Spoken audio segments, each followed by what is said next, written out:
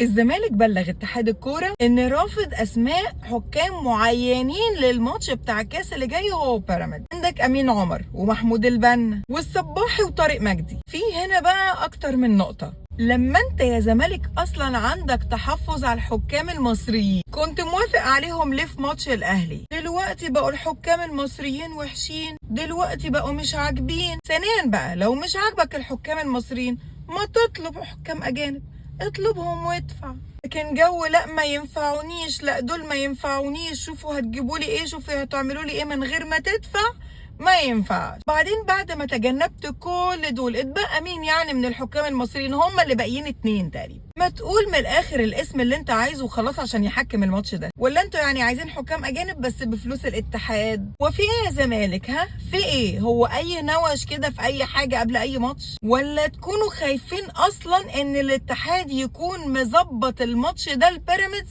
عشان يراضيه بعد الاهلي ما خد الدوري؟ ما هو النانوس متضايق قوي وعمال يخبط برجله كده في الارض زي العيال الصغيره بعد ما الدوري راح منه يا عيني وبقى في المركز الثاني. كان معشم نفسه يا عيني بالدوري. على سيره بقى بيراميدز هتكلم في حاجه قديمه شويه بس هموت واتكلم عليها. احتفاليه بيراميدز بالدوري بعد ماتش سيراميكا.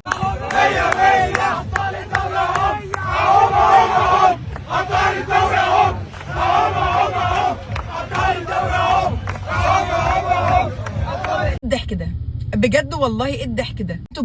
انتوا بجد ده الاهلي بجد عمل لكم مشاكل نفسيه. ما هو كده الاهلي، هو كده محدش يدخل معاه في حاجه. مره نادي يحط يافطه قد كده ويحط ويقول انا نادي القرن الحقيقي، ومره نادي يحتفل بالدوري ويقول انا بطل الدوري الحقيقي. دول كانوا بيحتفلوا في نفس الوقت في نفس التوقيت الاهلي بيتسلم وبيتوج ان هو بطل الدوري. ايه الهبل ده؟ ماله المركز التاني في الدوري يا شباب؟ هو كل ما حد يحصل له ان هو ينزل في المركز التاني في الدوري يحصل له مشاكل نفسيه؟ لا وبعد كده بص بقى على التريقه واللي حصل ده. نادي اسوان نزل صوره لمنصه التتويج وقال ان نادي اسوان هو بطل الدوري، ونادي فاركو على صفحته الرسميه برضه هو كمان نزل وقال انه الدوري فاركاوي. هي يعني جت عليا؟ بقت مسخرة خالص بصراحة. الواحد مش عارف ايه اللي بيحصل ولا فاهم ايه اللي بيحصل. هو في دوري يا جدعان في الدنيا بيحصل فيه زي الدوري بتاعنا كده؟